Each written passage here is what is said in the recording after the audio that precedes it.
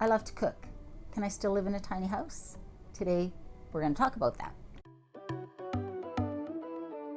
Welcome back to my big tiny house life. So today I want to talk about cooking in a tiny house.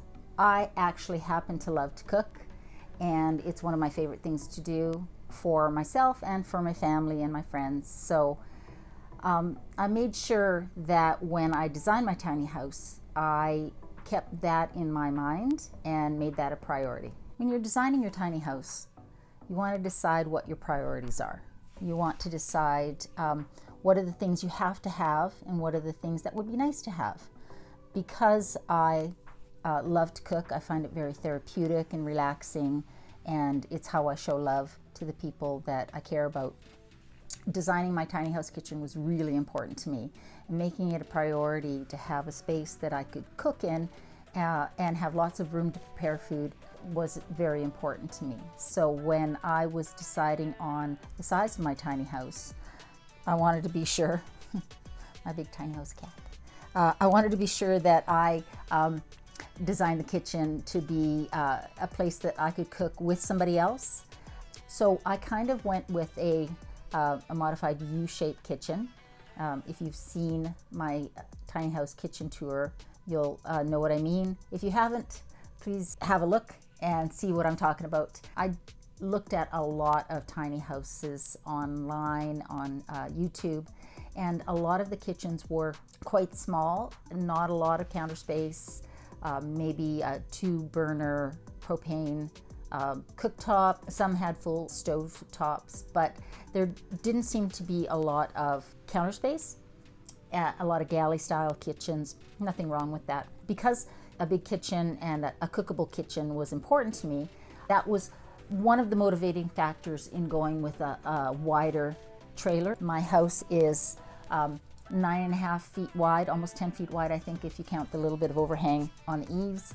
And that gave me an extra foot inside. A lot of tiny houses are 8.5 feet wide. It gave me that extra foot inside and allowed me to have the U-shaped configuration, have my stove on the little peninsula part, and gave me more counter space. Again, because I started my design with my priorities in mind and my must-haves in mind, that informed my decision on, right from the very beginning, on the size of trailer and the width of the house that I was going to design. Another consideration is, are you going to have a freestanding stove? Are you going to have a built-in cooktop? Are you going to have an oven? If you don't do a lot of baking, then you may not want an oven. You may want to go with a toaster oven or something like that. I like to bake. I like to bake bread and other baked goods. And so an oven was really important to me. I wanted a decent size oven. I also wanted 4 burners. I wanted a stove, a freestanding stove oven combination, but mine is narrower than your standard. So I believe it's considered an apartment size, and I will put the measurements up on the screen for you. Going a little smaller was nice because it gave me more counter space. It gave me a space for a drawer unit on one side of it, but it still allowed me to have the cooking capacity that I needed for when I wanted to make a bigger meal. You're also going to want to decide whether you want electric appliances or gas propane appliances. I was going to have propane appliances in my tiny house. I ended up having to go with gas, switch them over to gas in order to park where I am inside city limits in Calgary. But I can easily convert the stove and oven back to propane if I want. It's just a fitting on the end of the hose that allows me to do that. I do like the control of having gas, but if you're going to be on grid, and again, I was preparing to be off grid to some extent, so having propane, an oven that allowed me to go switch from propane to gas gave me that flexibility.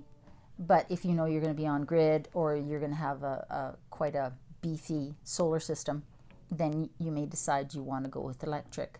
Keeping in mind that when you use propane appliances, they release moisture into the air, and so you're always in a tiny house thinking about how much moisture is in the air which brings me to having proper venting. You're going to want to have a fan above your stove. It doesn't matter, like in my opinion, again, this is all my opinion. It really wouldn't matter if it was just a 2-burner propane or if it's a full-size oven stove combination. You want to have a hood fan. It allows you to make sure that you're venting out moisture, also cooking smells, and it gives you an extra light, that sort of thing as well. But really important, I believe, to take into consideration that when you're cooking, obviously you're releasing a lot of moisture into the air, and you're going to want to have a fan above your stove. I have a loft above my kitchen, so it was easy to put a hood fan there. If you don't have a loft above your kitchen, then you're going to have to think about how you're going to vent. There are some ovens, stoves that have a little vent in the front that pops up, or you may have to have a freestanding sort of a hanging down vent. I'm sure there's a term for that. I don't know what it is, but something to consider, because you always want to be thinking about how you're going to vent out moisture, and then again, cooking smells. I have a single basin sink. It's a farmhouse style sink. I actually got it from IKEA, and I think it's beautiful and it works really well for me. Even though it's a single basin, it's a large sink, and so I've never had a problem with washing my dishes and having room for pots or anything like that in there. If you want a double basin sink, keep in mind that that's going to take up counter space, so you have to decide what the priority is for you. Also, I don't have a dishwasher. I had a dishwasher in my townhouse before, and it was handy, but when it's just you, the dishes are sitting in there for a long time before it's full enough for you to run. I didn't want a dishwasher. I knew that if I put a dishwasher in, it would mean giving up cupboard space, and I wanted the cupboard space for storage more than I ever wanted a dishwasher. Which brings me to cupboards. I also didn't want upper cupboards. For me, I felt that it would close in the space, especially given that there's a loft above it. So the ceiling is 6 feet 3 inches from the floor to the ceiling at the bottom of the loft. So I wanted that open, which meant that having cupboards on the bottom was even more important, making sure to have as much there as possible. So that was another reason for not having a dishwasher. I wouldn't have had a dishwasher either way, but I have seen some tiny houses that have dishwashing drawers, which I thought was kind of cool. But again, more expense, more things to maintain, and you're losing cupboard space. And for me, the storage room was much more important than any convenience that having a dishwasher would provide. And if you're going off grid, then you're probably not going to have an electricity or the water pressure for a dishwasher. Another thing to remember is you need a place for your garbage, and you need a place for your recycling. So that's also something that can get forgotten in a small space. I have a pull-out cupboard drawer slider thing, again, not a technical term, that has my garbage and my recycling in. It's really handy to have that, a place that it's tucked away versus having a garbage can sitting on the floor beside the cupboards in the kitchen. What about your fridge? I have seen some tiny houses that have just a small bar size fridge. I've seen some that have full size fridges and anywhere in between. My fridge is taller than standard but narrower. Think about your fridge size and your height. If you're building a loft above your kitchen, that's going to inform the size of fridge that you have and how tall it can be. The last thing you want to do is build your kitchen and have everything, all the cupboards and everything in there, and then realize that the fridge that you wanted won't fit because it's too tall. And then what are you going to do? So think about your appliances as you're designing your kitchen and what you need to have, whether you want a smaller fridge so you have more cupboard space, or it tucks under the countertop. There's a lot of options. What's nice is there are a lot of companies that are making appliances that are built for small spaces, which is really handy. So keep that in mind. Another thing you want to think about is, do you want a microwave? And or Maybe you don't want an oven, but you're going to go with one of those microwave convection combination units. That could be perfect if you're not a big baker, or if every once in a while all you're putting in there is some frozen things or a small pizza or something like that. That could be all you need. I like to have a little microwave so that I can heat things up like my tea or leftovers. Having a microwave is really handy. Some people don't like them and they prefer to have like a toaster oven. I like a microwave and a separate toaster, so that's what I've got. But I was able to find a nice small one from Wayfair. It's kind of a retro style and it's beautiful and it fits in with the style of the house and it's cute and it makes me happy, just like my toaster. So I know it's kind of silly, but I think everything you have in your house should make you happy because it all shows. There's no closing the door on things in a tiny house. So make sure that when you're choosing your appliances and the things that go into your kitchen, that not only are they useful, but make them beautiful, because life is too short not to have the things around you that you use every day be beautiful as well. Because I like to cook, there were some small appliances that I knew I wanted to bring with me into my tiny house. My Instant Pot is probably the one I use the most. I'm not counting my kettle and my toaster and my coffee maker because those go without saying. Because it's so fast, it means that in the summer you're not heating up your house by turning the oven on or having things on the stove.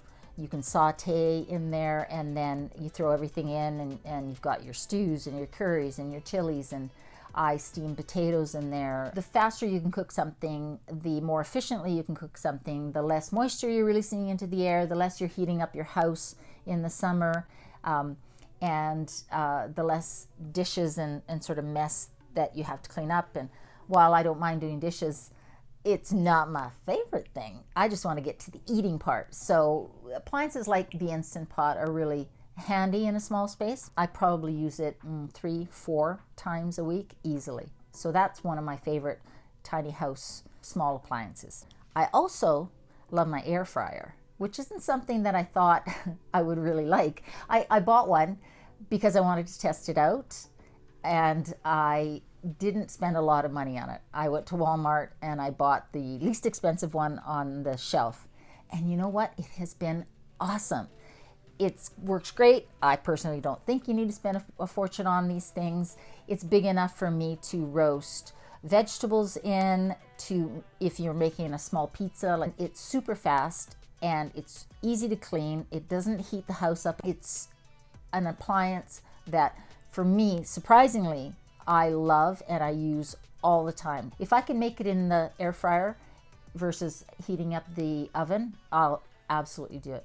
I haven't baked in it yet, but I've seen some recipes for baking in there, so I may give that a try one of these days. The Instant Pot, the air fryer, my little coffee maker, toaster, microwave, kettle, those are the things that get used all the time in my tiny house. There are other appliances that I use to cook in my tiny house. My KitchenAid stand mixer is definitely one of them because I love to bake bread. So the KitchenAid stand mixer is one of my favorite small appliances for my tiny house. I do leave that out on my countertop. First of all, it's really heavy, so getting it out of the cupboard, not something that I want to do. Secondly, it's beautiful.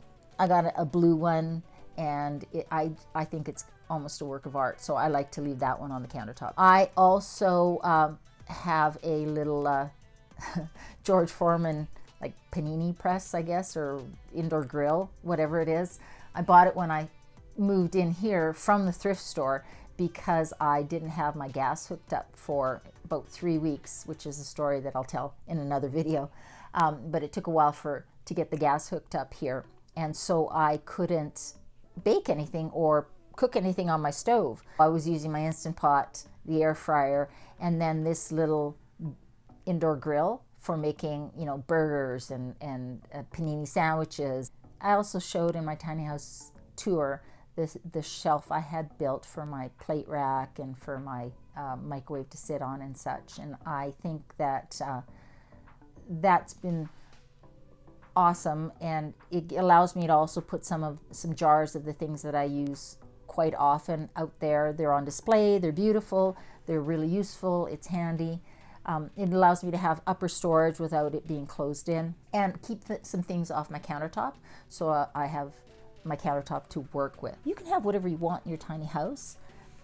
You just have to decide what's priority for you, and then design your house around that. A nice big kitchen that I could cook in was one of the priorities that I set at the very beginning of my design process, and it's exactly what I wanted. 2 people can easily cook in my kitchen, which is nice, and if somebody is cleaning up, there's still room for somebody else to be cooking. Take your time, think about what you want to design into your tiny house, think about how you're going to use your kitchen. If all you do is heat things up, then you don't need as much counter space as I have, and you can use that space for something else, maybe a bigger living room or all sorts of things that you could put in instead of. You could go narrower. You don't have to go as wide as I did. You could stay to the standard 8.5 feet wide, because you'll have plenty of room. You may want uppers and fewer lower cabinets, or a room for dishwasher. All of those things you can put into your tiny house, but you have to know that before you start your design. If I had to say the top things to think about, to remember, is, I mean, it may sound silly, but I think remembering a place for your garbage is really, important, because I think that gets forgotten about a lot. Decide if you want an eating area in your kitchen. So on the peninsula or on one of the ends of the counter space, have a bar area, a place, even if it's something that just flips up when it's in use and then flips down when it's not. Think about your size of your appliances and make sure that you factor that in. Decide if you want a microwave, and then don't forget the hood fan over your cooktop. It doesn't matter what size your cooktop is. Make that a priority, because you want to make sure to manage the moisture in your tiny house. So I think that's it. I hope that was useful. Don't forget to like and subscribe and leave a comment. That means a lot to me. And I will see you next time. Thanks.